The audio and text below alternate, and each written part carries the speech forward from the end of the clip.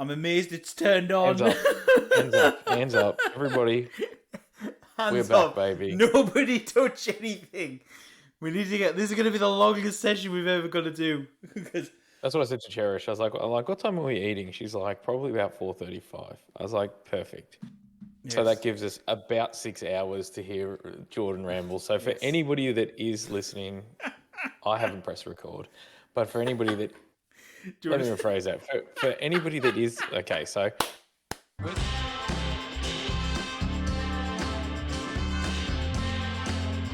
Dorks Down Under. We're starting this at about 11 o'clock, which is give or take about 4 hours earlier than we normally start recording on a Sunday. Yes. That being said, is that this is going to be a long one. Like, I have a feeling that we're going to be in these same clothes for probably the next 6 to 8 episodes. No, I'm going to go change between each one so I know when to cut. That's what I'm going to go do. To be fair, though, I could change, but the problem is I own like 6 of these shirts. I know. So that's the reason why I'll go change, and therefore we know where the cut is. That makes sense. That makes more sense. So this one is probably going to be a long, multi-part one. Because Jordan's going to talk about his holidays, and I didn't get as many photos as I expected. That being said, I still got a shit ton. I honestly, I was so busy, it wasn't even funny. I need to do the intro, but the problem is, I actually forgot to look up what number we're on before starting. Hang on, I've got it. Come on, studio. I'm super quick. I'm keen. I'm keen as a bean. I am. Keen as a bean. Fuck, boy. Yeah, boy. We are on. Hello, ladies and gentlemen. Welcome back to Dorks Down Under, Season 2, Episode 28. We have had a little bit of a break because I was on holiday. But we have not. Jordan has. Yes, sorry. I have had a holiday. Well, technically, you've had a holiday. You've had a break from me for a little while. It's been fine. Oh, Jesus, what happened? Oops. Oh. What did you touch? We said not to touch anything. I wasn't touching anything. What did you touch, Dez? Something popped up on my screen, and then it just went, I'm going to move everything for you because fuck you guys. We are the podcast that is available. You can find us everywhere on all good podcast forums. Very professional podcast. Very, very professional podcast. Can't be beaten. Basically, this, as Des has already highlighted, this is going to be a multi-part episode. So the next few episodes are all going to blend together. The cut will happen wherever I need to go pee or if I run out of beer. That's where the limit's going to happen, I think. I was going to say, I got a coffee, but I'm like, maybe I need... The coffee shop is probably 10, 12 minutes away, so it's probably not good for me to just keep running there. Uber Eats. That being said, the bottle shop is outside my garage door. So for anybody that hasn't been here before, or for this is the first episode, when we moved into this townhouse, it was either going to be I put my desk in my room like I have for the past few houses I lived at, but being that I got the small room this time because Cherish got the small room the last 2 times, I'm like, you take the big one, which is annoying because she has almost nothing in it, and it frustrates me because I'm like, my desk could go there. I have set up my desk and my equipment in the garage, which is fine because we've got like a 1.5 car garage. So I've got some nice carpet that I've put down. I've got my desk. I can have my mess out here. Cherish doesn't bother me. And I was like, fantastic. He's living his best life, ladies and gentlemen. I really am. So I've kind of got my own little office. And the good thing is, though, is if I decide to get on a call at night, I'm also no longer waking her up. Mm-hmm. So it's even better. But there is a garage door literally there. So on the other side of this screen, there is a garage. And as soon as I open that and I walk out, I'm in a car park of a bottle shop. This is like Jordan's wet dream of a location now. Honestly, I have indulged myself while I've been away on holiday. So You've enjoyed the London and English pub culture? All right, let's just get it out there right now. I have put on just a smidge of weight, just a smidge. Now, it's not as bad. It's not as bad as I thought it was going to be when I put myself on the scales. Okay. First, how bad did you think it was going to be? How bad did I think it was going to be? Honestly, I felt about 10 kilos, 15 kilos heavier. Okay, so you've gone about 7 or 8. I've got the proper belly bulge back on. Oh no! Right, for a start off, right? Let's just get this out here right now. For a start off, obviously in New Zealand, I enjoy low carb beer. It's fabulous. It's great. We love it. It's great. I can enjoy the beer. I don't feel as gassy afterwards. And the fact that it's low carb, awesome. Great. You even got low carb over in Australia. So again, fine, not an issue. Yeah, actually, a lot of our beer seems to be low carb now. Yeah, It's great. which is great, not a problem. So I figured traveling back to Europe and all this jazz, surely they're on the same trend. No, not a single beer is low carb. Not a single one. The English are like, fuck you, Oh, don't touch our beer. I even asked my brother-in-law about it, saying because obviously I said that I normally drink low carb beer. He said, "Oh yeah, they brought it out." I said, "Well, what happened?" He said, "Everyone sort of trialed. There was a couple of brands that trialed it, and then they just went away because no one was buying it." I went, "But it's better. You can drink as much as you want and not feel the guilt." And he went, "Yeah, I know. Just some people just didn't take it." And I was like, "What?" Anyway. So honestly, it was a proper full. I've got a proper podge on the front, which I need to work off. But I've only put on 4 kilos. Okay, That's not bad. which That's not isn't bad at bad all. given the fact that I've eaten and drank my way the width and length of Britain. The first video he sent me was him going, I'm going for a walk, eating a Greg's sausage roll, which I was hella jelly about. I was like, damn it. So for anybody that doesn't know, Greg's is... It's weird because everybody told me about this when I was going there. When I first lived in Richmond, everyone told me about Greg's, and I was like, cool, whatever. It's like a bakery, or so I thought.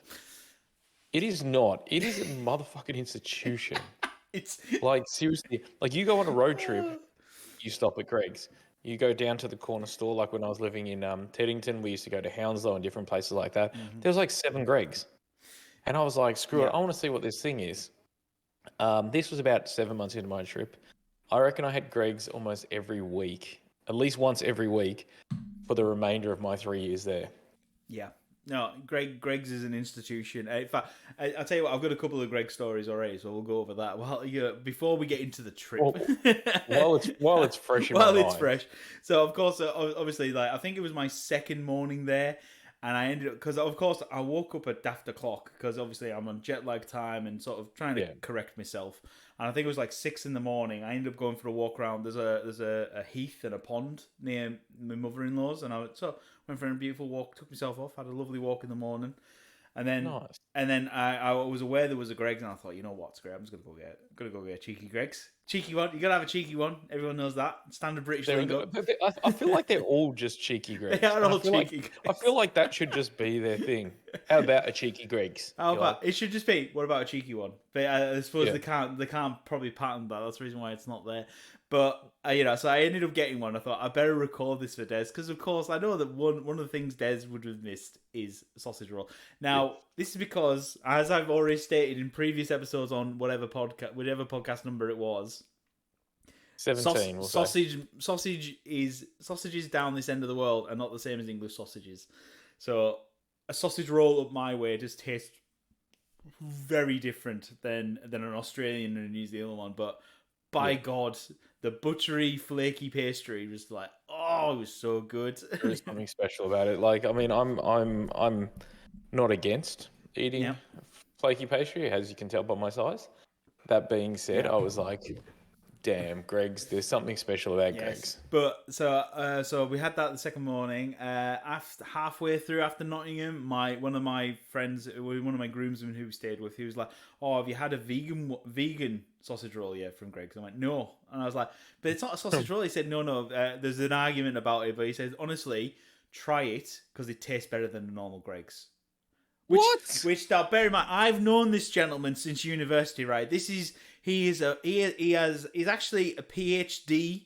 He's a doctor technically, so when I have someone who I've known, you can be a doctor and not have taste buds. I know, but that's a bold statement to make. He's an educated man, if I say so. I was like, all right. So I think the next time we stopped by a Greg's, I thought, you know what, I'll get one. I bought that and a normal one to do an actual taste comparison. How is this not in a blog form? Like, because I'm doing this podcast. This is why. So for anybody that knows, Jordan and I met on the Creator Series made by MP Numbers, a fellow friend of ours. And Jordan, both seasons he was in it, took out the blog challenge. And I'm like, how was this not a Greg's Greg's blog. I'm disappointed in you. Honestly, yeah, there was so many things I didn't do and I wish I had done, but yeah, I was too busy caught up being back in Britain more than anything. Makes sense. But honestly, I did a full taste by taste comparison. The vegan one I had wasn't particularly hot in comparison. Like the sausage roll I got was fresh out of the oven. It was that vegan one's probably been sitting there for 6 months. It's like it won't go bad. Vegetables. But I tried it, and I tell you what, if it was slightly warmer, I can see what they're saying. It actually tastes really good. And you know that's going to be big coming from me, Des. You know, well, as somebody that was a vegan and is now no longer a vegan, as I don't know if I've basically said it on what I'm saying is that basically Greg's have convinced me that maybe I should try some vegan stuff now and again. So that's the power of Greg's to start off. I must say I've had a recent doctor's appointment that tells you that vegan. Yes. It's everything it's cracked up to be. I could imagine. Then after that, what was the next Greg story? We were staying in an Airbnb in Birmingham, and we're going on the way to it, sort of thing. And we see this what looked like a hotel, but they had a Greg's at the bottom, but it wasn't a hotel. This was just, but it was a set of apartments, and Eddie came out and said, "Oh, Dad, imagine if it was a Greg's hotel." And I was like, I was literally just thinking that. That would be the greatest thing ever. We all, literally, there was me, Ellie, and Eddie in the car, and we just said, "Oh, you have to have a sausage roll room where it's like cushions are all like sausage rolls." You do not understand. I would literally be ordering friggin' room service, I reckon probably 30, 40 times a day. They're like, do you want to clean your room? No. And then when they get up there, all it's going to be is a person shape on the bed with flaky crumbs either side and Greg bags just spewed across the floor. Like to the point, I reckon the guy that delivers the room service would actually just knock on the door and go, all right, to come in, Des. Walks in, hands me my plate of 15 different sausage rolls, and I just sit there and mung them while watching. But yeah, we came up with the entire concept. So, Greg's, if you're watching, you can have this for free. You just give me some credit, give me a free night here and there. So we're like, you have to have the sausage roll room. There was the raspberry bakewell tart room. That has to be that one. Steak bake room, or that could be the bar. We thought maybe sort of thing. You know, it's weird. I think I had one or maybe two steak bakes. But not many because I just felt like the sausage rolls were just something magical. I will tell you now that it is no longer. I mean, I used to my go-to order was a steak bake, right? Go-to order was a steak bake. New Zealand pie game has ruined steak bakes now. New Zealand pie game is on another level, and I happily was preaching it all the way around the entire England. But God forbid, I was just like, I literally went into it, and Ellie went, "What's wrong?" I went, "It's not as good. It's terrible." And she had a bite, and she was like, "Oh God, oh yeah, that's not good." And I went, "No." Yeah. I said, "What's gone wrong?" She went, "The problem is, I think you're too used to your proper steak pie, Jordan. That's the problem." I went, "I think so as well." So I remember here, like, so Fid, one of the guys I used to write for on Go-To Games, Kiwi, obviously lives out here most of his life, and I remember him always talking about when he gets home, he's like, "Oh, cheese and steak pie or a steak pie," and he was always raving about it. And I remember when I went there for the Rugby World Cup, I was like, let's see what this pie game is all about. And there was Wendy's on one side, there was a roast shop on the other, just a roast which I already demolished twice. Yeah. And then there was a bakery that weirdly wasn't open on weekends. So I managed to get up. It depends. It's really weird. It's bizarre. So I managed to wake up early, go there, get a croissant, and get a pie. And I'm like, I just want a pie. Have you got a hot pie? He's like, actually, yeah, we've got some just coming out of the oven, but normally we'll let them cool and then we'll reheat them for that. I was like, just give me one because I want to try a kiwi pie. And they went, yep, cool. And I bit into it. And yeah, I mean, I think it was something magical. I think it was like biting into my first Greg's. There was just honestly something special about it. Kiwi pie game, man. They're solid. I mean, and to be fair, some of my cousins in Sheffield, they're like, "Oh wait, better than a football pie." I went, honestly, our football pies in Britain are shit. You know, they're awful. They got Pucker has. I mean, God forbid, occasionally when I was on a late night, I'm at the chip shop. Occasionally, I'd have a Pucker pie. I'd have to be really far gone and drunk. I can't say I even know what that is. Pucker Pie is a pie company brand obviously in the UK, and it's like I suppose the equivalent down this end of the world is Big Ben's. You know, Big Ben's pies. Oh yeah. So they come in a wrapper and all that, but you can only get Pucker pies at chip shops. But of course, as you can Oh, imagine, they're not. because we've got the big one here is 4 and 20 because that's obviously that literally cemented itself in Australian culture by pretty much Yeah. being at the football, and it is 10 Shades of Horrid. Basically, most football pies are basically like 10 Shades of Horrid. And pucker But this pies, one, pucker pies aren't much better, but they do taste better than a football pie. Anyway, yeah, this one's just horrid. But yeah, then you got Mrs. Max, you got Villies. Villies Pies is a little place out of South Australia that has then grown quite big now, and to the point where they do all through Geelong and stuff. And Yeah. their pies are probably the closest I've had to a Kiwi pie. The pastry is so flaky, and I'm like, I'll eat one of them. Yeah. But now I'm like, I can't eat pies now without going, Yeah. this is a New Zealand pie. So yeah, so basically, obviously, so so that became a bit of a thing at Birmingham. We're like, oh, just imagine how good a Greg's hotel would have been. That would have been great because obviously the breakfast at Greg's was always good anyway. Just either with a sausage roll or getting the full thing stacked baguette was always great as well. So that was always good. Could you imagine having a full English breakfast, but instead of sausage, having 2 Craig sausage rolls with it? Served at Greg's. Oh God, yes, Oh. absolutely. I'll tell you one thing I now. might have to finish this podcast now, and I'm just going to have 30 seconds alone, maybe a minute. One thing you'll be very pleased about, Des, is that basically Greg's have cornered, and ideally and rather than just sticking to towns, they're now pretty much in every service, every service station all the way up on. So they should be. Yeah. So they should be. So you pull up at a BP garage. It's a BP garage. They've got Krispy Kremes and they've got Greg's and everything else. And you're like, and you Costa coffee. You're like, awesome. Thank God. It's like I can have a cheeky Greg's while on the road because God forbid, there's always room for a sausage roll. And then the last, because they just go down so easy. And I think the easiest thing about a sausage roll to a pie is you can just eat it. Like there's no trying to fuck around and watch the pie drip down your thing. You just go just crack eat it on, like a chocolate bar. It's like a fluffy, meaty chocolate bar. Yeah, and then the last Greg story I've got is the one I sent you, which is the other video I sent you, which was me and Ellie had a shopping day in London. We were shopping in London before we went to see Peter Kay. That's a story coming down further down the line. He's like, that's a podcast by itself. Oh, honest to God, it could be. While we obviously, so we ended up getting to our hotel, checked in. Again, world's smallest room. That's another story on its own. And then we ended up just cracking on, and we're like, all right, we'll go shopping. And she said, "Oh, you're hungry?" I said, "I am getting hungry," but I said, we're coming up to. We went to the big Primark on Oxford Street, so the massive one. Mm-hmm. And she's like, "Oh, there's Macca's." I said, "Well, let's just pop our head in and see how bad the line is," because it was like 1:30, and it's like, it's that lunchtime rush still technically. And the problem is in Oxford, everything just goes on Oxford Street. Oh no, it's mostly pedestrianised now. It's very fancy. It's really good. Oh really? Oh yeah, they've cut the lanes down and everything. So it's really good.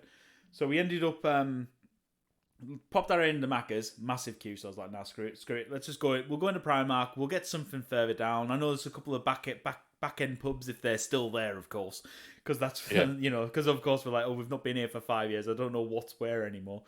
So we ended up going to Primark, and as you walk in, it said, "Oh, check out the Tasty Cafe on the 3rd floor, as created by Greg's." And I was like, "Excuse me, what?" Yeah. I was like, whoa, hang on, I'm in Primark. You mean they're going to get a cheeky Greg's while I'm in Primark?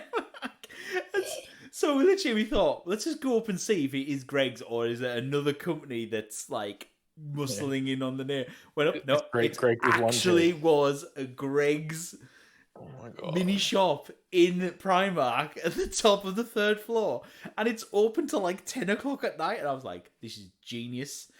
Absolutely. I'm shopping. You got a hungry. Basically, you take your husband shopping, right? If he doesn't want to shop, where can he go?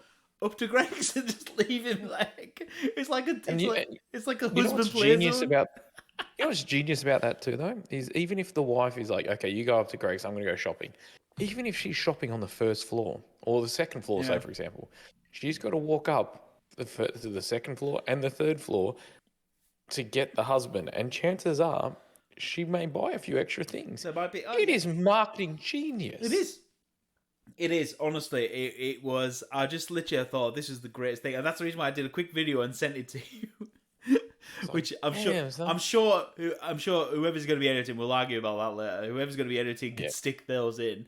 And also there was they had the sausage rolls swing, which you can pause for, which I of course I sent you those as well. Did you? I remember seeing this. I remember seeing you on a swing. I don't remember it being it's a sausage roll. It's a sausage roll. Oh, that is. It was so good. That is hot. Honest to God, I'm about to say. I'm looking right now. So if anybody looking, I don't mean to be ignoring. There's the pile of. There's the pile of shit that Jordan brought home from. Oh my God! It is a sausage roll. I didn't even jerry that. But yeah, I now know what I want for my house. But yeah, I just want this in the alfresco area. It was fixed. It was obviously it's designed for get the gram. Get the gram. Yeah. But it was, honest to God, it was like, I just thought to myself, this is genius. Greggs have killed it. They're in every service station. They're tied up with Primark to do a cafe. And then I literally thought to myself, I said, why isn't the Greggs Hotel the thing then? Tie up with the Hilton or whatever and do breakfast for them. If Greggs, if you steal this idea, we are more than happy for you to have it. We would like to stay on opening weekend. One free night, couple of flights. That's it. That's all we need. But I'll say we'll happily pay for breakfast. Maybe.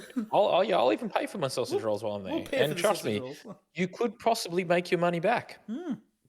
My fat ass gets one. I'm just going to be like, screw it. This is all I'm eating for life. But honest to God, it was just, about to say, that was hilarious. So that's all my Greg stories. It wasn't the only... That's the first half of this podcast. Is just about Greggs. First 20 minutes of the podcast is just raving going, oh my God, I need to talk about Greggs. This podcast has to just be called Greggs Down I actually Under. planned out how I was going to talk about this, and we just got totally diverted and we're discussing Greggs. You sound shocked, like that's never happened in it's never happened on this podcast whatsoever, that we start talking about something and immediately derails onto something on another tangent. Three or four podcasts later, we eventually get around to answering it. Okay, so I'll rein myself back in. Right, okay, so shall I take you through the trip? It's probably easier, I thought, if I take you through the trip and where we went, yes, as the journey went, as that was what I thought. So obviously, probably the first thing after we got over our jet lag. In fact, let's talk about the flights. So flights wise, no. When you say we have to talk about the flights, no. Often what's happened is something amazing has happened. Either A, he's joined the My High Club, or B, it's gone horrific. If I could convince my wife to do that, I would be able to God and everything else. I'll tell you that. I would write a book and sell it and everything else.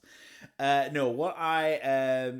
this is the first time I've ever flown via the States. Oh yeah, because normally whenever I've gone in Europe, whenever I've normally travelled to New Zealand back and forth, we've always gone via Singapore or Dubai or something like. We've always gone as I now will call it, the long way, because you're doing 15-14 hour flights and you've got a 6-7 hour layover wherever and all that. So it's 30.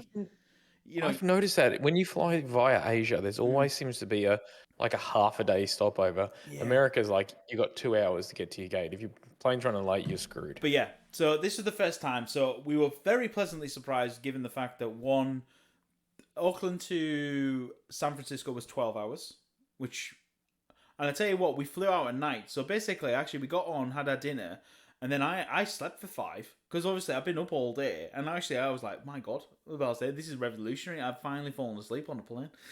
My wife was amazed, because she knows that I normally sleep an hour, and that's it. So she was actually amazed that I slept half of the flight off, and she was like, my God, that's amazing. And then obviously we landed at San Fran. Obviously you have to get your visas. That was easy. That it's pretty standard. That's the weirdest thing. I did that as well. When I flew to Canada, one of the times I flew Melbourne to Hawaii, Hawaii to Vancouver for Toronto.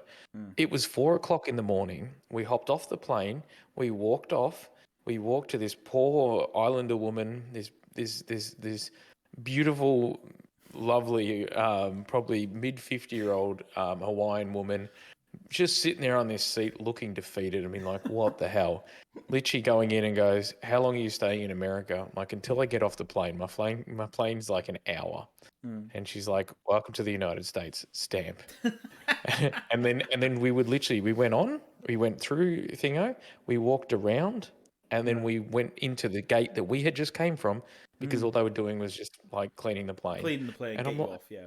and I got there, and I'm about probably 200th person there, and I was like, geez, this has got to be hard. She's like, I want to go to sleep. This is ridiculous. And they're like, how long are you in? How long are you? And she goes, how long are you in Hawaii? 62 minutes. And she's like, oh, we can only give you a visa for 60.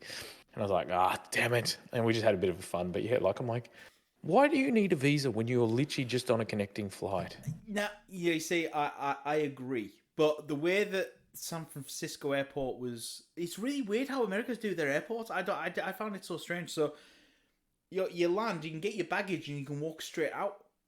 Yeah. That's the thing. It's like there's no. Oh no, there is an arrival check. Make sure check you are who you are, sort of thing. But you can pretty much just walk straight out, and I'm like, oh, okay, crack on, job done. Don't have to worry about it. But it's it is weird having to get a visa. But yeah, the first thing we were really worried about, because of course, me being me, I looked up, right, what do I need to do for do I need to declare goods, blah blah blah, because of course I'm taking New Zealand lollies and sweets and chocolate to hand out with people we're staying with and all this jazz, because we're British and we can't turn up and stay and not feel obligated to give a gift. so we ended up sort of and I was like, looked it up and it says, oh yeah, if you got any sweets, you got to declare them, but as long as it's commercially packaged goods, you're fine, blah blah blah blah. So we did all that. Yeah. So, we kept it all in one bag, all prepped up, got our bags, walked round the corner. He says, oh, yeah, for recheck-in baggage, you got to go this way. And I thought, all right, well, we're going to go through a security bit now. We told Edward, because, of course, we like to make sure he's aware so he doesn't start throwing tantrums. And walk around this corner. And there's a guy stood there, said, oh, you need to check your baggage back inside. I went, oh, yeah, but I need to... He said, okay, just come here, scanned, beep. London Heathrow? Yeah.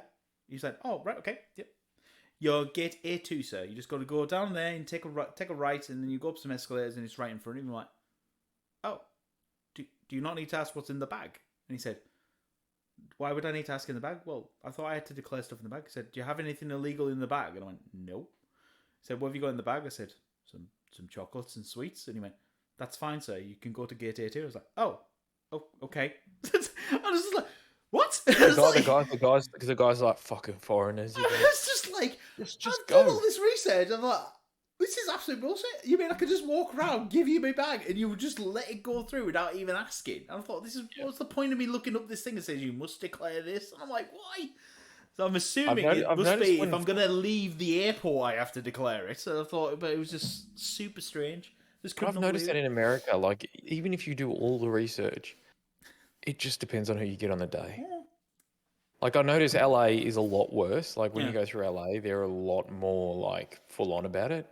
But you're just like, bro, like, do you have anything to declare? And I'm like, I have a Snickers bar that I bought in the New York thingo. Can I see it? And you take out a Snickers and you hand it to them. They're like, thank you, sir. Go through. Like, but like he grabs it, turns it around, and hands it back to me. Goes, thank you. But yeah, you're welcome. So yeah, and then the second flight was 10 hours. So again, very easy, sort of honest to God. And then we landed. So was it straight to Heathrow from San Fran? Yeah, straight to Heathrow. Honestly, 10 hours, absolutely. And honestly, it's hammering, mate. Now, honestly, the flights were so easy. But I'll tell you one thing: my jet lag was 20 times worse than it ever has been going that way. I mean, we landed. Eddie was bad. Literally, he chundered in my brother-in-law's car. Hashtag awesome. Oh, poor kid. He really suffered the day we were there. So the day we landed, he was really bad.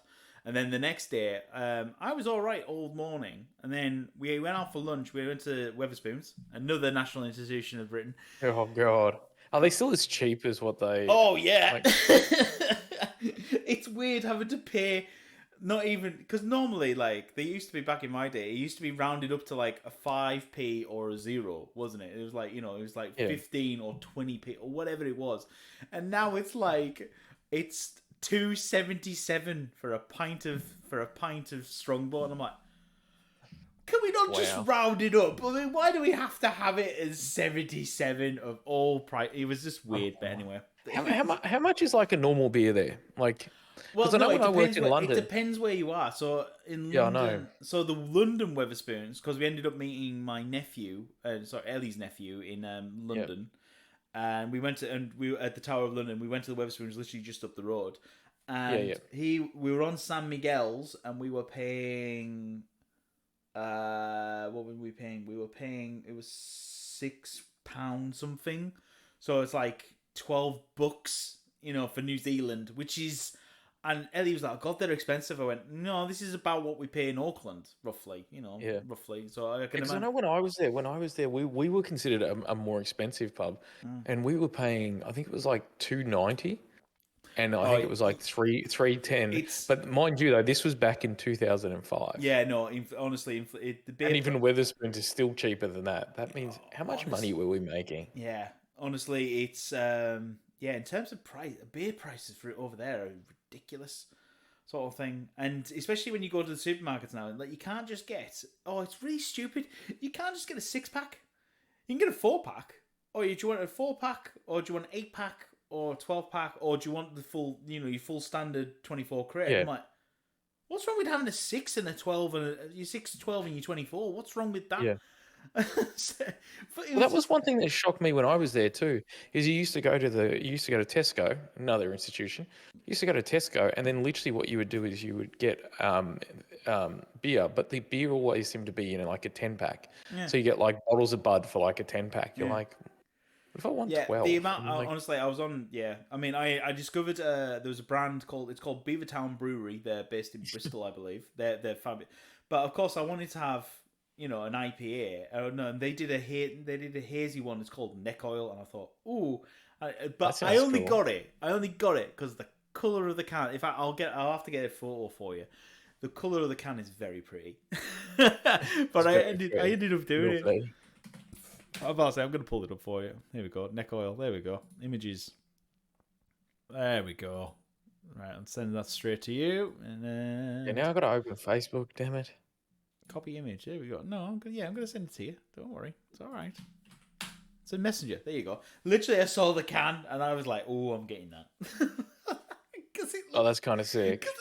And the best bit is the beer glass you can get when you get it from like Weatherspoons or whatever. It has all these little fancy little coloured skulls all over it. How did you tell me you stole that? Honest to God, I literally brought it back to the table and Eddie went, "We're not taking it." I went, "What? I didn't say anything." She went, "You don't have to say it. I know the face." And I was like, "I am insulted. It's ridiculous. How dare you accuse me of doing such a thing?" She went, I love that as soon as you tell me what it was, I'm like, "Please tell me you stole that." Yeah. And she's like, "How did you know?" Because it's a boy thing. Oh God, yes. Oh, oh no, my wife is also. She occasionally finds a good glass. She's like, "Ooh," and I went, "No, you've not got a big enough handbag." She goes, "Damn it." But so we ended up going from after we got all over our jet lag, we ended up going back to Hartford, and because we were staying with some friends in Harlow, but obviously we went to Hartford for the day to see our old neighbours, and actually see our house and stuff like that, which was. Is it weird? Is it surreal? It was weird, and also one thing I will say about the entire trip, right, is literally everyone we met up with. It was like we'd been gone a week. Yeah. It was so strange. The only way you could tell because obviously it was 5 years. We left 5 years ago in October, so it's coming up to 5 years. And the only reason you could tell 5 years has gone by because suddenly children who were babies when we left are suddenly walking and talking, or dogs suddenly look old and a bit fatter, and people have more grey hairs. That is literally sort of the only passage of time we've had. Is suddenly they've gained children or whatever, and it's like. This is weird. Yeah. But so turning up to see the neighbours and sort of have a chat with them. It was funny seeing like one of them, her son, he's now 18. And last time I saw him, he was a 13-year-old, and it's just like, wow, this is strange. This whole thing. Especially when you know them at that age and you're just like, why are they letting him drink? It's like he's 18. Yeah, it's like, oh no, but I had that with Ellie's niece. Because of course we said we're going to take her brother to the pub, and she said, "Oh, I'll come along and have a drink." And I went, "You can't." "Oh, you can. You're 18." But it was just that minute of I was like, "Oh crap, you can drink." I forgot about that. You're now eligible to drink. So yeah, You're now of age. yes, now of age. But yeah, but it was strange sort of thing, seeing the passage of time. But most of the people that we ended up hooking up with was just like nothing. It's like we slipped straight into conversations again, and like nothing has occurred. Oh, you can ignore it. COVID didn't happen. None of that happened. It's all been brushed under the carpet. But it is weird because I've noticed that with certain people. There's certain people in your life where you can just not talk for a month and then randomly all of a sudden just hit it back. Yeah. And it's just bizarre, but it just seems to work. It does. No. So yeah. So we ended up with the neighbours, and that was lovely. And then we hung out with. We were with my friends for 2 days. He was my old work colleague at the spot where I used to live. But he now lives in Harlow. He works for the competitor now, so I call him a traitor and everything else. But That to be bastard. fair, but then he told me how much he's getting much more money he's getting paid. I said, well done, son. Congratulations. So Are they hiring? God, I'm not Commute's going a bit back. Commute's a bit of a bitch, but like if the money's good, you never know. But yeah, so after that we ended up so we did Harlow. Went to Stevenage for the day. I went to Stevenage for the day, and Ellie went to see her friend, and we were staying the night at Stevenage. So I got to hang out with the guys who I used to play Magic with. So the original Hawkshead Magic boys. I got to play with them. That would be cool. I was going to ask if you were actually seeing them and if they're still actually playing. I got to see them, got to hang out, and that was great. We ended up. I turned up and I bought the new Slither Commander deck because that just got released that day. I couldn't. The Slither Commander deck? Yes, there was the Commander Masters set came out. Oh. I didn't think they had any of those. The Commander decks are literally launched that day, and so the shop was busy anyway. So I went to my old store where I used to play at, and walked in. I saw Mick, who was my first LGS guy, and I walked in. He went, "Jordan," and I went, "Mick, I see you." We have a big shake of hands. He went, "Bloody hell, what are you doing?" I said, "Oh, I'm just over here for a holiday." He went, "Oh my god," and we just ended up nattering away. He was asking lots of questions about what's the scene like over here. Because he's actually saying, "I'm actually thinking of moving," and I was like, "Oh," I said, "Well, you'd love the scene. The weather's good." Said, "But the scene's a bit up and down. Depends where you're going to get a store at." And he's like, "Oh, okay, I'll have to look into it." And I was like, "Yeah, feel free." So why not? But yeah, we ended up sort of nattering away for a while, and then the boys turned up, and we all sort of we played lots of games. We played a couple of games of Commander before he got back. That in itself would have been worth the trip. Like just catching up with the old boys. Oh god, it was. Basically they were asking me lots. Basically, we had the same conversation. I had the same conversation the entire journey round. It was. Yeah, you probably did. It was. Everyone's asking the same questions. They want to know what the weather's like. What's the culture? Basically, they want to know what the weather like, the culture like. And this, that, and t'other. People want to know about house prices. Other people want to know what the school's like for kids. It's just like, I just felt like I had the same conversation the entire journey round. It was so funny. But it is, because I think for a lot of people, they've been to Europe, but that's probably about it. Mm. And it is vastly different. Like, I mean, when I first got to London and stuff, like not as much in London, but when I travelled outside, a lot of them had like thousands of questions about how everything was and different things. So it's one of those things. I think people get excited. I had to put some misconceptions aside. Lots of people think that New Zealand and Australia share the same wildlife. No, nothing in New Zealand will kill you. That's Everything the in Australia will kill you. I explained it to him in this manner. I said, well, basically, when God designed Australia, I went, "Ooh, I think I might have dialed the danger level up a little bit too high, just a smidge, Let's turn it down all the way to low. Let's make it a little bit smaller, just a smidge smaller. We'll take the desert bit away so that things don't catch fire, and then what we'll do is, we'll just get rid of everything that kills people." And we'll leave a couple of spiders that have a nasty nip, but that's it. And we'll just see how it works. And then obviously New Zealand was created. So I explained to him. It is pretty accurate. Like I do feel like that's what it was. It was always like, it's like, let's create kind of like friggin' hell on earth where everything can kill you. And then let's put people there that don't give a fuck about anything. And then they went, how are they thriving? This is ridiculous. So like, we better not. He's like, hang on, let me test what would happen if we did it the other way, where we gave sample. where we gave nothing. So we'll create this little island next to Hell Island and put some people there and see how they go where nothing will hurt you. Yeah. Okay. And there's New Zealand. Yes, and then she was like, "Oh, why do they hate each other? This is a bit weird." Yeah. But yeah. Yeah. But so anyway, Why are all these sheep supposedly getting shagged, but not a single sheep has been shagged? Because that's what we pay each other out for. But So yeah, for anybody thinking God there is a constant joke about them being sheep shaggers, and they say Yes. the same to us, and it goes back and forth for Yes. eons. Whereas basically they're both up to it, ladies and gentlemen. As an That being outsider, I can said, report it. That being said, though, I'm just saying it here. New Zealand lamb is supposedly the best in the world because its fat has this rich, creamy taste. One of us is sheep shaggers, one of us is not.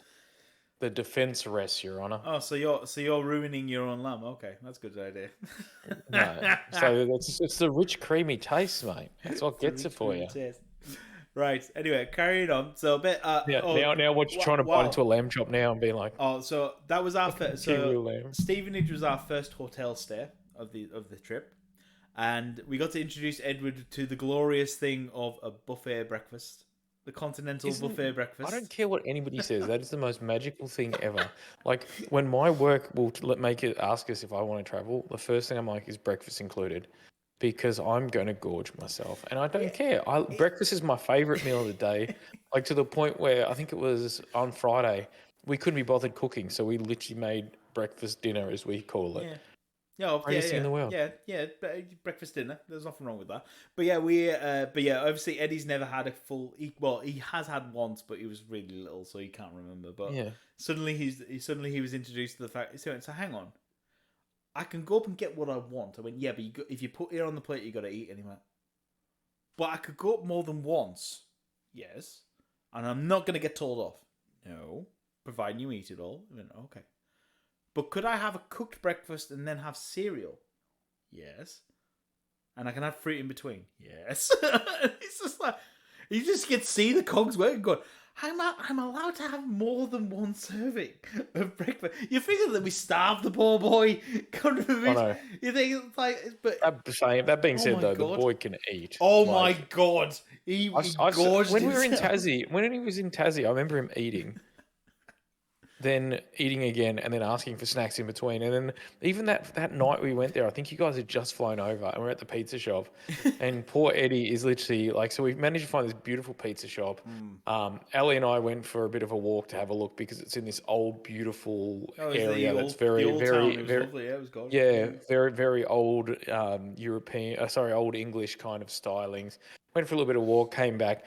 Eddie's practically asleep on the counter. The poor boy is exhausted. Pizza comes out. Sure enough, sits up straight, wolfs it down, and then goes back to sleep. And I'm like, did you guys not feed him? He's like, he's eaten like 3 times today, but literally, like, he was up for that, and then he fell asleep. Yeah. No, honestly, that boy can pack it away. And I'll tell you what, honestly, I've got a feeling he's a future one of these future eating champions. I'll tell you that, because given the fact I saw how much he packed away. His first thing was he got himself 6 slices of bacon, some scrambled eggs, mushroom, and 2 sausages, and he packed that away. And then he went up for cereal. I was just like, God forbid, Edward. That's the thing that always shocks me, is when people go up and get the hot food and then get cereal. I'm like, use the milk in the cereal to lace your stomach, or get a coffee with milk to lace your stomach. Then get your hot food. But yeah, greasy food, mate. So he ended up doing that. So he got. So suddenly, whenever we're staying in a hotel, he was like, oh, "Do we get a continental breakfast, Dad?" I went, "Yes." He went, "Yes." So he was like, "I said, enjoy your fill, because we're not having lunch." He was like, so whenever I told him that, he took extra. In fact, I'll tell you one thing that was actually poor Eddie is just like, what your favourite thing about going back to the UK? Breakfast. Continental breakfast. All you can eat breakfasts. But yeah, I'll tell you one thing actually was quite good, because we stayed at a couple of Holiday Inns on the way. And the Holiday Inns we stayed at, what was genius is they realised that obviously most people stay at the Holiday Inn because literally they need a bed for the night and then they're cracking off the next morning. They've not got time to sit down and eat. So they had takeaway bags, so you could make yourself like a sarnie. You can make yourself like a full breakfast sarnie or whatever, and shift it. Because obviously you're not going to want to eat. Some people don't want to eat at 6 a.m. sort of Does thing. that mean that you could sit down, eat breakfast, Oh yeah, then and then go up to your room, come home, have a takeaway breakfast, and make yourself a sarnie for yes, in the fact, road? that's what we did. At Manchester, we ended up having our breakfast. Then I made it to go bacon sausage So proud. putty for So proud. because I was like, it's free. They're giving me the sachet. They're giving me the packet. What's wrong with it? And Ellie was just If like, you're oh my giving me the god. option, I'm going to take it. Yeah, I'll tell you what. Every time we stayed at a hotel, the thing I went nuts on was fruit because of course we're staying with people and some people had fruit, some people didn't, and you feel a Yeah. bit rude turning up with fruit because you're like, I don't want to be the healthy one. But, especially up north, God forbid they could all use a bit of fruit in their diets. Yeah. But anyway, but I was just like, well, so whenever we stayed at a hotel and I was like, and suddenly you see all this fresh fruit available, I was like, yep, I'll 2 bananas, a couple of apples, and I was scoffing them as quick as I could get them because I needed it. Because obviously, I didn't realize how much fruit I ate in New Zealand. I thought I had to eat a healthy amount of fruit, but obviously I'm scoffing the entire. To be fair though, that was one thing that I even found when I was in the UK is just trying to get fruit. All the fruit would seem to be like, unless you were going up into the country, it wasn't great. But in London, like the fruit just seemed like it had been on a friggin' like on a truck for like 2 weeks. It's just one of those things is that I always found is that you buy it at the supermarket, it just didn't last as long, so you had to buy a smaller amount and eke it out, or you had to keep it in the fridge. And of course, once it goes in behind the door of mystery, you forget that it's there. Yeah. The amount of times. I'm hungry. You look in the pantry, you're like, oh, there's chips. I'll just eat that. Yeah. Oh, And, there's yeah. crisps. It's amazing how the door of mystery doesn't apply to the crisps in the cupboard, but the door, on the fridge. Oh no, anything could be behind this door. We shouldn't open it. Just in case. But yeah, so obviously Eddie had the delights of a continental breakfast. After that, where did we go? We went to Nottingham for 2 days. Nice. So I saw which was great. That was honestly, it was fantastic getting to Nottingham because it's been a long time since I've been there. Went to the cat. We didn't go. One thing we forgot about, which we knew about, but we forgot about, is we knew it was school summer holidays because of course we wanted to go in the summer holidays so we can see all our friends with children. So yeah, because otherwise it'd be lots of dinners. Yeah, and trying to schedule everyone for a dinner is harder than anything else. Trying to schedule dinners everywhere, so it was just like, well, let's go in the summer holidays because it's nice and easy. But that was really interesting, sort of. But the problem is, well, the one thing that we had was, of course, so suddenly Ellie was like, "Oh, let's go to Nottingham Castle," but then we realised, oh, everything now since COVID is ticketed. Which is great, fine. But the problem is, of course, it's summer holidays, so of course everything's gone. Because really? she wanted to go to the Jorvik Viking Centre in York, the Nordic Viking Yeah, Centre. that was one of the places that every time I went to go there, something came up, and I didn't get to go, and I was shattered because I love Vikings. But yeah, it's got a unique smell. If anyone ever goes, it's a smell that will stay with you. Even I could smell it now, and I haven't been since I was at school. All right, it's got a smell, and I tell you, that smell just never leaves you ever. It hides at the back of your. Yeah, it's designed. They've got an entire internal thing, and they've made it recreate what it's like, but it has this weird smell, like manure-ish. It's really weird. I can't even describe the smell. That's how weird it is. But what did Vikings smell like? Like shit. Like shit. But yeah, so we ended up not going into the castle. We obviously walked down the road and went we stood outside the old Jerusalem. The old trip to Jerusalem, which is I believe it's one of Britain's oldest inns or something, because it's not a pub, it's an inn technically or something. I can't. Because God forbid, I had to explain to Edward the difference between an inn and a pub, and he didn't quite get it until I had to explain that you can sleep in an inn, you can't sleep at a pub. Yeah, which is weird though, because then there's also certain pubs where now they offer accommodation. Yeah, I know, it's strange. It's kind of weird. It's like, this is the difference between these two. But isn't this a pub? Aren't we staying here? But like, yes. Yes, but now they've changed the rules, and now a pub can have a room. Anyway, it's all weird. I know, it's bizarre. But yeah, so yeah, we're at Nottingham, so we did that. Took him to Hooters because naturally we're in Nottingham. Then there's only 2 Hooters in the entire I did want to go to Karen's, but we didn't have time for a Karen's dine Oh, we've got a experience. Karen's here supposedly. I haven't actually been. People are saying it's. Yeah, we've got a Karen's as well. I think we got your chain has has come over to here, but it's only in Auckland at the moment, sort of thing. So, But it is kind of like, to be fair though, like that would probably be the dream job. Like I worked hospitality for many years, be and being mean to able all to your actually customers. You get and to actually pay to being be able mean. to call them out and be absolute assholes to them would have been a dream come true Oh, because some of them really did deserve it. listen.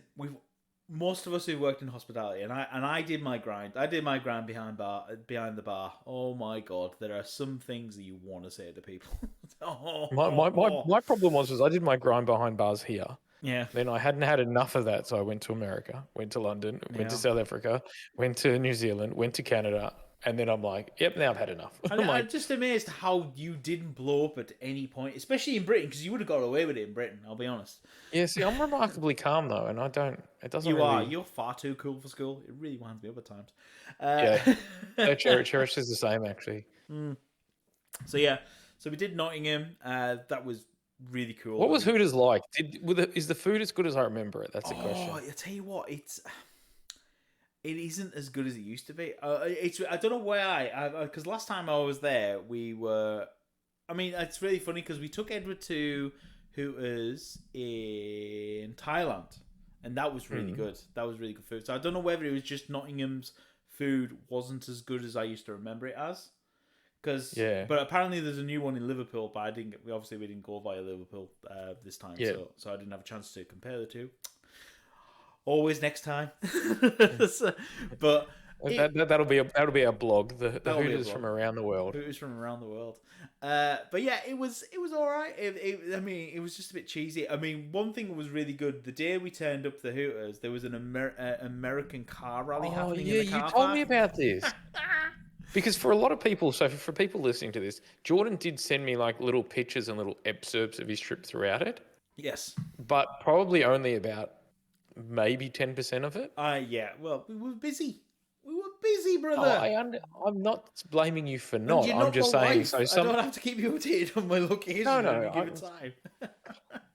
I know this. I'm just saying. So for people hearing this, a lot of this stuff I'm hearing for the first time. Yes. But the car show was one that he did mention. I'm just trying to say that it was a very cool. Like literally, it was just because literally we got there and they were sort of blocking off the gate, and we said, "Sorry, we've come to Hooters for lunch." And he was like, "Oh yeah, no, if you just want to park up that bit." And I said, "Why can't I park here?" He said, "Oh, we've got a classic American car rally happening." I was like, "This is the best day I've ever picked. This is fabulous." Don't mind me then. Where do you want me to park? I'll park around the corner, mate. Because I love classic American cars. My favorite car that I want is a 1963 Ford Mustang. I just want. Yeah, see, I want a 1967 Pontiac GTO. Oh, that is good looking. You know the one from. So for anybody thinking that's the car from, I believe in Triple X, the original Triple X. He has that, but I think that's a 65. Oh no, I'm thinking of the Camaro from what's that movie with John Thingen? I can't remember the name of it now. Anyway, it'll come back to me. But yeah, so anyway, so we went in. They hadn't turned up yet, so we went in and had our lunch. And as we came out, they're all there. so it's like it was a free event that we got to attend at the same time. I was like, yes, this is sweet. So we ended up doing that. And then we went to my mates. And then the next day we did the castle and stuff like that. And then we stayed at our other friends for the night and met her two little boys. Who when we left, she was pregnant with the first one. Oh, really? Yes, and wow. And her eldest little boy's name's Edward, which she asked Edward. Didn't get confusing at all. Well, no, well, so it was Edward and Eddie. Mine being Eddie, because I always call him Eddie, so I was like, right. But of course, I did the classic parent thing of Edward, Eddie. I just kept calling the wrong one because, of course, I would, And Val said Kim was laughing at me. It's not like you've had one for his entire life. It's not like I've not known mine for 9 years, and God forbid you don't scream at him every day. But yeah, so that was interesting. And then after that, what did we do after? So Nottingham, we went to Sheffield. After that, went to my cousins and we stayed with my little cousin. Put us up for the night. It was so fun. That was such a good. You say little cousin? How little is little cousin? She is Oh, ladybird. Sorry, there's a ladybird on my ceiling. She is I was like, she is a ladybird. Okay.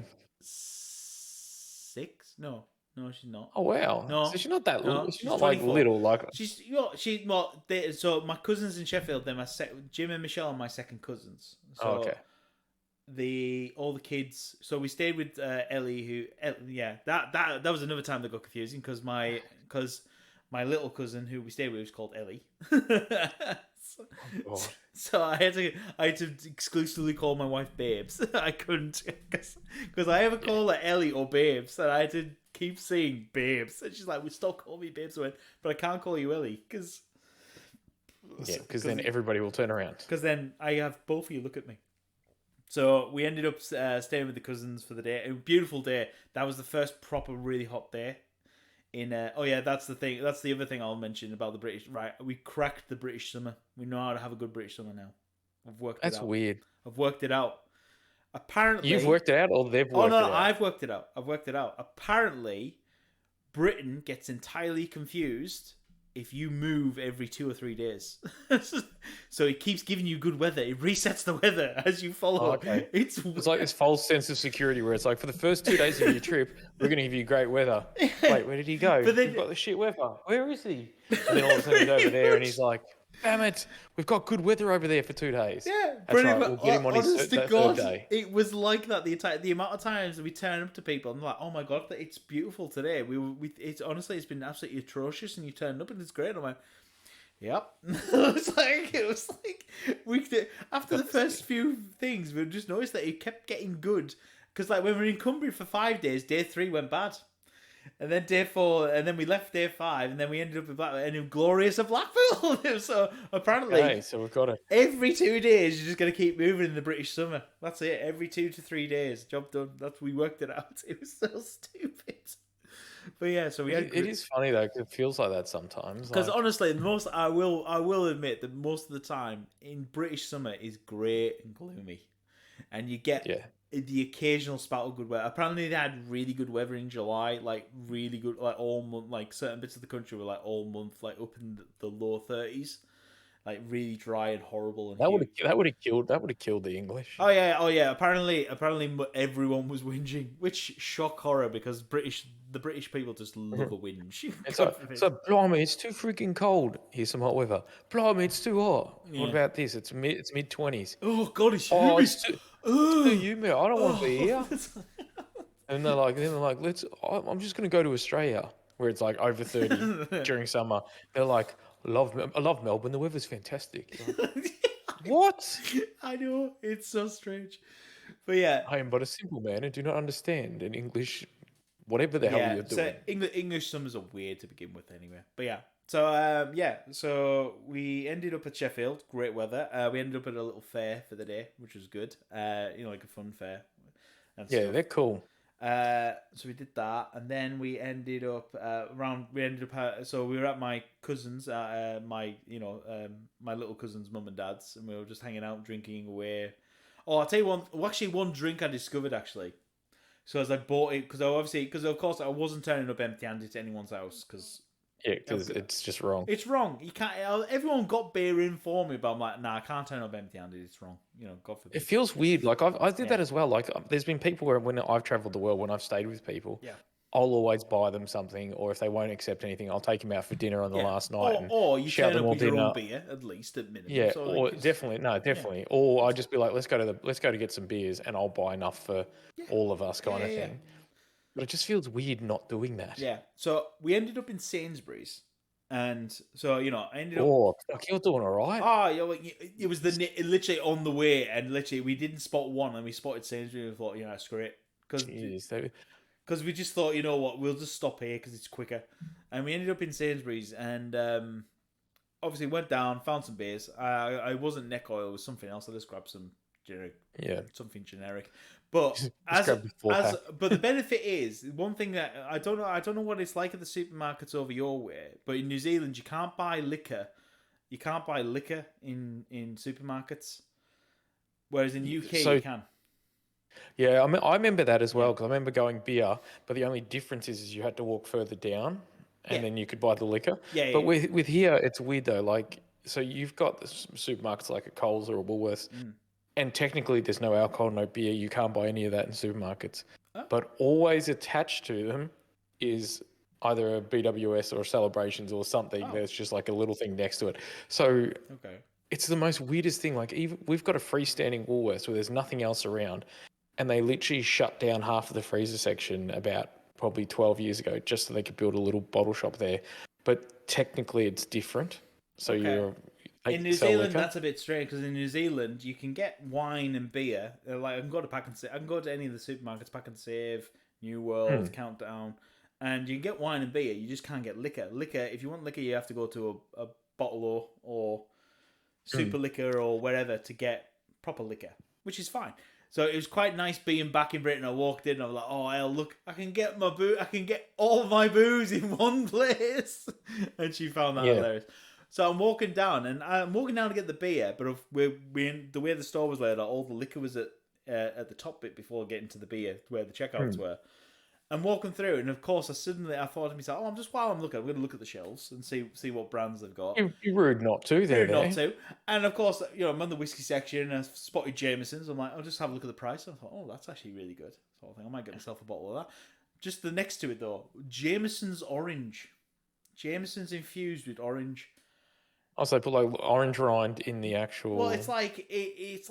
I can't even describe what they've done to it. It's not got rind or anything in it. It's not got anything in it. No, but they probably put it in the actual orange essence sort of thing. Yeah, so what they probably do is they probably ferment it or age it with the orange rind. They've done it with something. But anyway, it's whatever it is, it's wizardry because I'll tell you what, it was fucking delicious. Like, oh my god.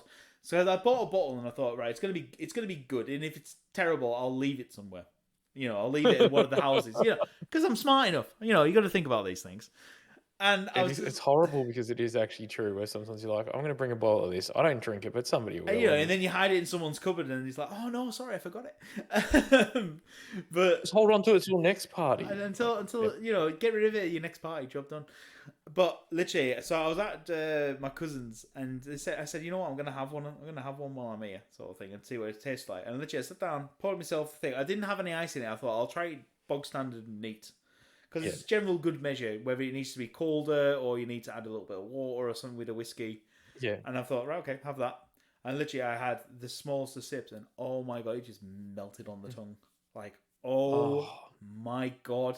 And literally, he went, is it good? I went, no, it's terrible. She went, give me some. I went, no, this is mine. This is mine. Me, all right. I bought it for me. She went, give me some now, otherwise I'm going to make you not drink and you're going to have to drive. I went, fine.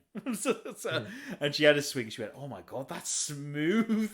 And bear in mind, my wife is not a whiskey drinker, and she agreed how damn tasty it was. So I was like, well, I said, hopefully I can find this in San Fran. She went, I never saw Jameson's in San Francisco. And I was like, no. I want so badly. I want to go looking for that. Honestly, I can. Apparently, my friend just sent me something which I've just forwarded to you. Have you?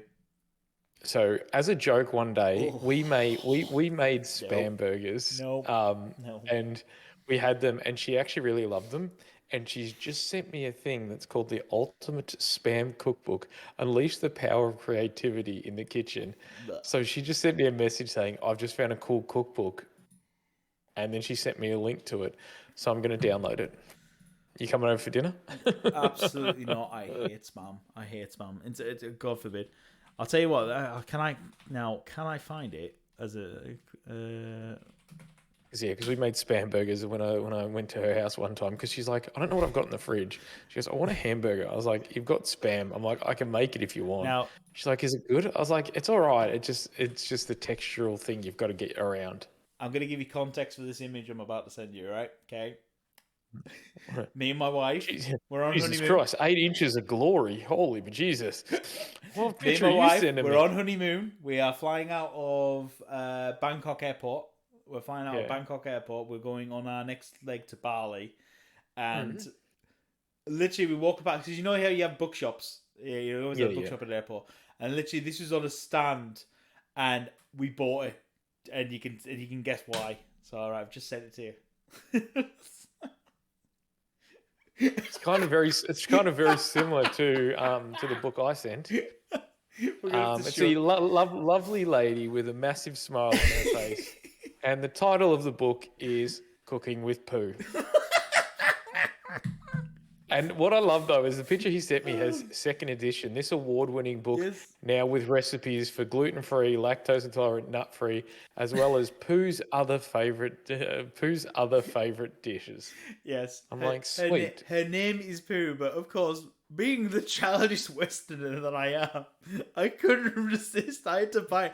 I'll tell you what, actually, it's got a Me Mama San curry in it. I'll tell you that right now. It's actually really good. We've used it so many times. For anybody, we'll post the link and hopefully we can find a way to get a kickback. Get a kick. Oh God, she can have all the money. It's so worth it. It's so funny. Yeah. This cookbook looks shit hot. It is shit hot, man. I'll tell you that. It is the shit. Oh God, you look so happy about cooking with Pooh. Cooking with Pooh. Anyway, tangents. Sheffield. That doesn't sound like us. Sheffield. So yeah, Shearer. So after Sheffield, literally, we were going to York, and literally, because obviously everyone was asking, "Oh, where are you off to next?" And we said, "Oh, we're off to Ripon in York." And they went, "Oh my God, are you stopping by the fashion? Are you stopping by the fashion designer outlet on the way?" And we went, "No, but we can now." Because literally, one thing we did do is we took a spare case with us when we were flying. Yeah, I remember you telling me this. You were going to do this because the clothes are cheaper. Yeah, because it's not that they're cheaper per se; it's just that they don't have an import tax on them, sort of thing. So and some things are cheaper, sort of thing. So but we were like, we are gonna buy like Eddie pretty much a full wardrobe, which we did. Yeah. And me and Ellie wanted several bits and bobs and whatnot, sort of thing. In fact, I'll probably change into one of my new bits when I go for the break. And yeah, basically, so we stopped there. And one thing we did say that we both needed, we were both like, we both need new rain jackets, because rain jackets here in New Zealand are absolutely expensive. Mountain Warehouse has just landed about 2-3 years ago. And so, but Mountain Warehouse, they're all right, but they're not the best quality, sort of thing. So so if you want one that's going to be really decent and really, really do the distance, you want like your Kathmandus or something like that. But I am paying how much they want to charge for the jacket here. It's ridiculous. Oh, really? So anyway, we ended up at this outlet store, and literally we walk in and we start, and it's a big rectangle. So shops on the inside and the out. So you're walking along a big rectangle, you've got shops on either side. And I said, literally, as we're walking over, I said, we're going to go left or right? And she went, let's go left. Literally, we turn a corner. Craghoppers. This is a store I used to work at. Not this store particularly, but, I used to work for the brand. Did you still get staff discount? And I used to work for the brand. So I waltzed in, and I saw it, and I was like, well, we're getting our jackets then, aren't we? She went, I think it's serendipitous, Jordan. I went, yeah, I think it might be. That was a word that we kept using, serendipitous. Kept bumping into stuff. It's like, I'll just pick this up on me. Jesus. But we bought three more suitcases. God forbid, we honestly needed another one. The amount of stuff that we wanted to buy. But anyway, so we ended up going to Craghoppers, and of course, Ellie found a jacket, and then she found this puffer gilet. It wasn't a gilet thing, but it has sleeves on it. It's really weird, but it looked really good on it. She's like, I quite like this. I went, we'll get it while we're here. It's cheap. And I ended up getting myself a nice fancy new jacket, which looks really, it's black and red. It looks really slick, actually. It looks quite good. Bit Deadpool-y. Bit Deadpool-y. It's quite nice. So I'm quite happy. Big Papa Reynolds. So we ended up getting that, and then we ended up walking a bit further around, and then suddenly we found the Fossil shop. So Fossil is in... Oh, they do watches, don't they? They do watches. They also do bags now. So Ellie... Oh, really? Because I bought one of their watches decades ago. And I loved it. And then when it eventually broke, I was shattered. I always wanted a Fossil watch, and I couldn't afford it because I was a poor student and everything else. But then now I'm an adult and I have access to adult money.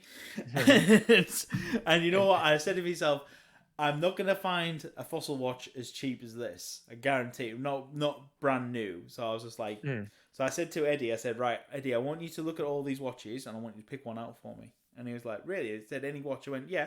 I said, I just don't want it. I don't want a massive one. I don't want it taking up my wrist. Yeah, I want a massive one because I got fat wrists and it makes my wrist look smaller. So he had a look at the because I had this. Oh, this is new by the way as well. I had my old one on, and I said, right, well, something about that size. And he went, all right. So I went off and I was having a look at some other bits, and then he said, Dad, I think I found it. And he found this one, and I don't do. Now normally I avoid gold coloured things. I'm more silver. Sort of thing, and this one is like bronzy golds, like dials and stuff. And I was like, okay, all right. I thought, no, you know what? I'll try it on. I'll humor, because he's chose it out for me, and I'll try it on. And I tried it on, and actually, wow, that looks quite good, actually. And then Ellie turned up at that exact moment. She went, ooh, I like that. I was like, really? And she went, yeah, Eddie's chose it. And she went, damn, he's got good taste. I said, I like that, and I was like. All right, so I said to the girl, I said, yeah, I'll take one of these, please. And she went, okay, let me just have a look. And she went off and doo and blah, blah, blah. And she went, oh, it's the last one. I said, well, you mean there's one left? She went, yeah. And said, oh, you mean the display one's the last one? She went, yeah. And I went, oh, well, surely that's worth an extra 10% off. Because bear in mind, they had a sale on. I think it was like 20% off anyway. So it's already a factory price. Bear in mind, I'm a northerner. But it was just one of those things. So like we turned up. So obviously they've got it's already a discount store, so it's already selling cheap anyway. They have a sale on which is like 20%, and then she says, "Oh, it's the display model only," and I was like, "Well, that's worth an extra 10% on top, isn't it?" And she went, "I don't know," and literally, the manager at the back of the store could hear us, and he said, "Yeah, you can have an extra 10 off." I was like, "Thank you, sir."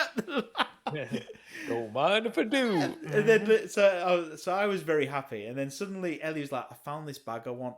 I was like, "Okay, yep, sure. Well, what bag do you want?" And she showed me because her bag that she had with her, she was going to be getting rid of because it was on its last legs. And I was like, "All right, well, if you're going to be one in, one out, there's no problem with it." And she went, "Oh, are you okay with it?" I said, "Yeah, that's one you want." So we said to the girl, "Oh, can we get this one?" She went, "All right." And so she went, took it off. Boop, boop, boop, boop. She went. I hate to say this again. I was like, don't tell me it's the last one on the thing. She went, yes. And I went, surely. And literally, before I even finished the money, she went, yeah, we can do 10% off that one as well. And I was like, yes, we're winning today. I was like, so for anybody out there, this is pretty much a northerner's wet dream. Yeah, pretty much. To not only to go to a discount store, but to also go there when there's a sale and get additional discount.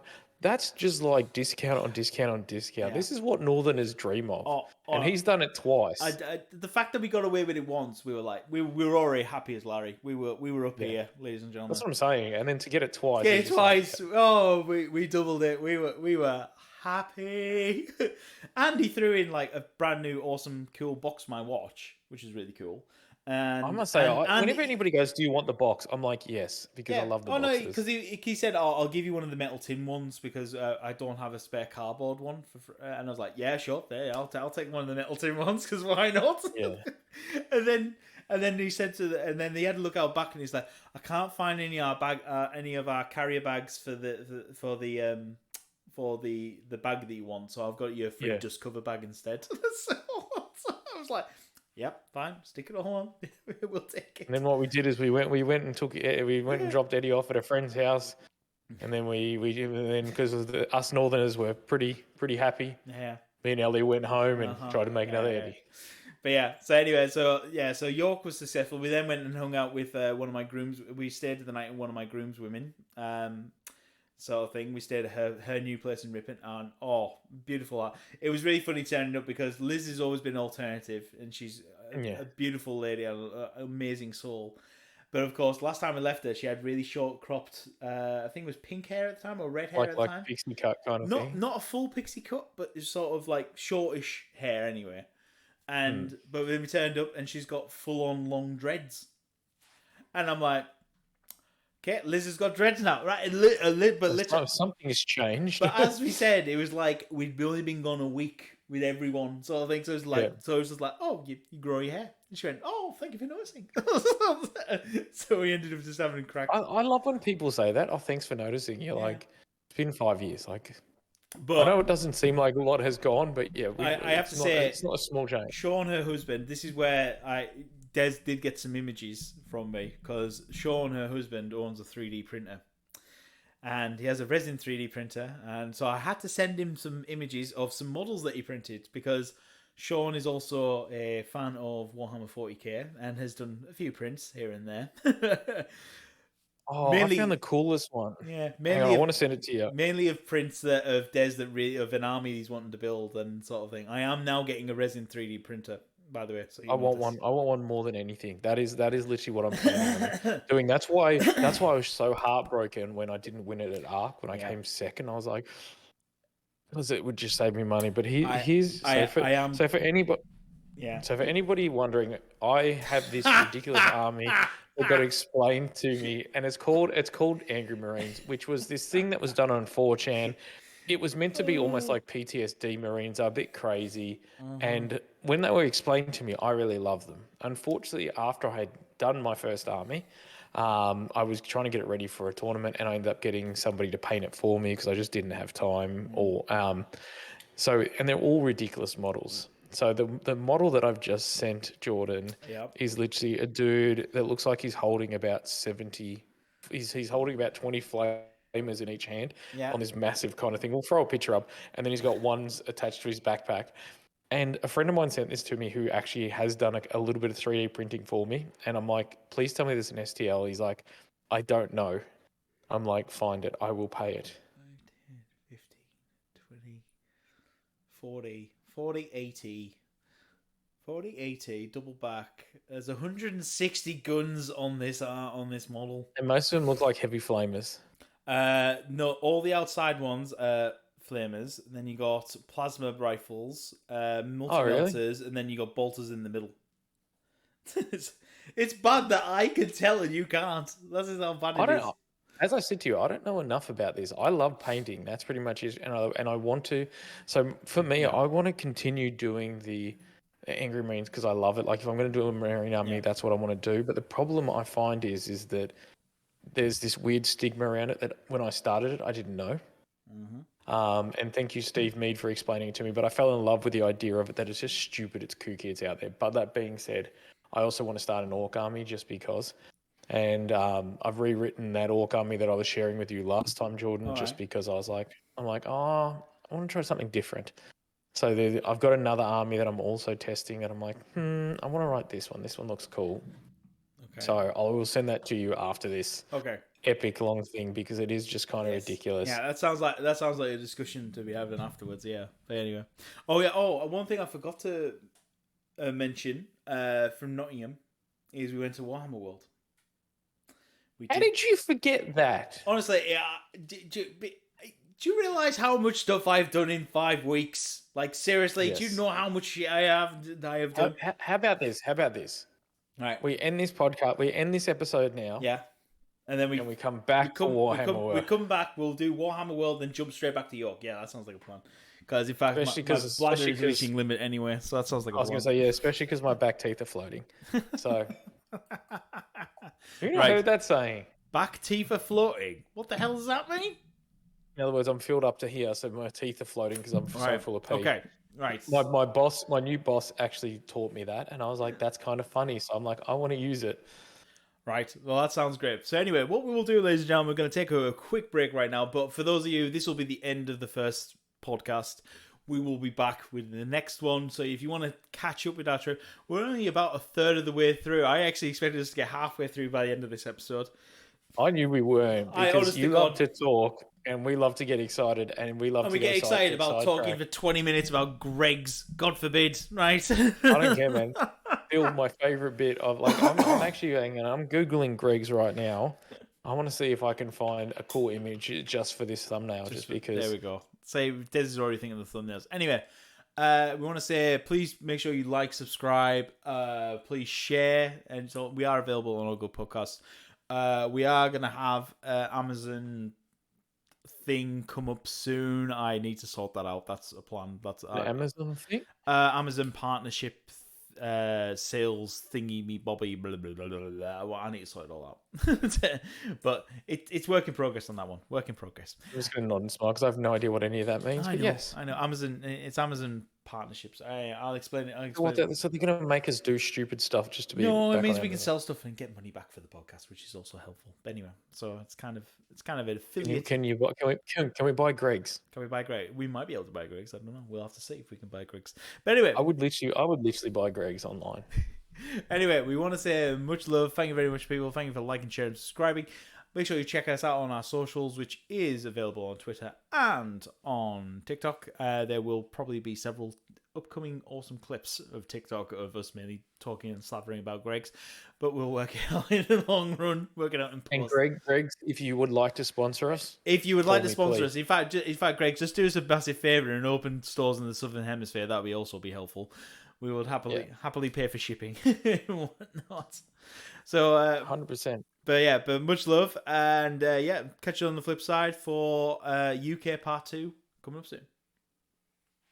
Layers.